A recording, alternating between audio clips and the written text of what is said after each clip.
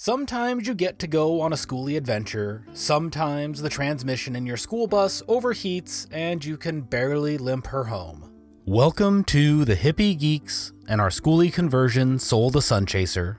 If you enjoy this video, be sure to subscribe and hit the bell notification icon to catch all of our new content. Life has been, well, bumpy lately. There are times in our lives when things are easy, and then there are times like these. One thing piled on another, piled on another. For the most part, we grind through it. Decisions are made, tears are shed, and at the end of the day, we find the happiness that is available to us. In finding that happiness, we decided that we were going to take Sol to the beach to visit Lindsay's folks. Her maiden voyage into the green forest and salt spray. A bit of whimsy in a world that seemed entirely too full of concrete and rain. We had two different shops look at the old girl and give her a mostly clean bill of health. Small leaks, but nothing crazy. A short jaunt to the beach was well within her range. As always, we decided to do this with too little time available, which meant a couple of crazy nights getting the bus set up. Bunks needed to be built, furniture installed, and one more seat removed. So we got to work, staying up until 2 or 3 in the morning, then some sleep, and off to my day job. It was good though, solving problems, making it work, getting closer to being finished every hour. It came down to the wire, but we made it. I have a bunch of video that I need to put together about the construction of the bunks, but that is for another day. The bus was loaded, we were packed, and we were on the road. Happy smiles all around, adventure was afoot, and the universe knows we could use it. We needed to fuel up, but Fred Meyers was crazy, so we decided to stop at a place in Veneta, about 10 miles outside of Eugene towards the coast. Something wasn't right. The RPMs were too high for how fast we were going. Other than that, the gauges were fine, and as there was nowhere to pull off the road, I decided to ease it into the gas station and take a look. As we slowed down and pulled into the parking lot, smoke billowed out from under the bus and the smell of something burning hit our noses. 10 miles out of town we made it. 10 minutes of glorious adventure before reality reasserted itself. Transmission fluid, gear oil, something?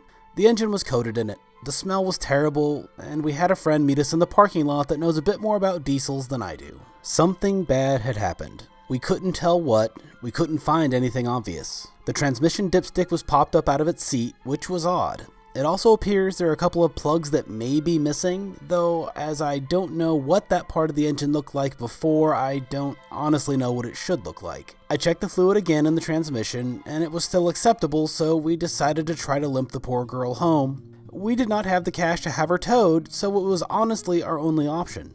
Something was already wrong, and I knew that by choosing to do this, we could very possibly fry the transmission if it wasn't already, but we make the choices that we have available to us. We eased her back onto the road and kept it to 40 miles an hour. Once we got going, the engine was doing the same thing. The RPMs were too high. Even at 40, it wasn't right, until she finally changed gears and began running like she was supposed to. 15 nightmarish minutes later, we were home. I cranked the wheel around and went to put her in reverse to back her into the driveway, but nothing happened. She tried rolling forward like she was in neutral. Reverse was just gone. Facing into a curb, in the dark, with no reverse, and we had to figure out what to do.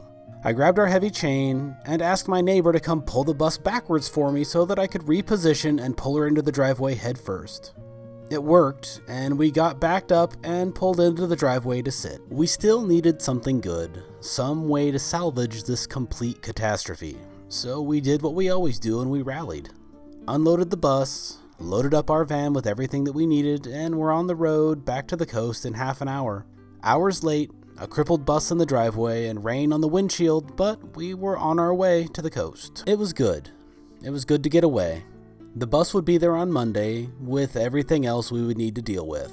The boys played on the beach, we hung out with Lindsay's folks, and everyone ate some chocolate. I still don't know what is wrong with the bus.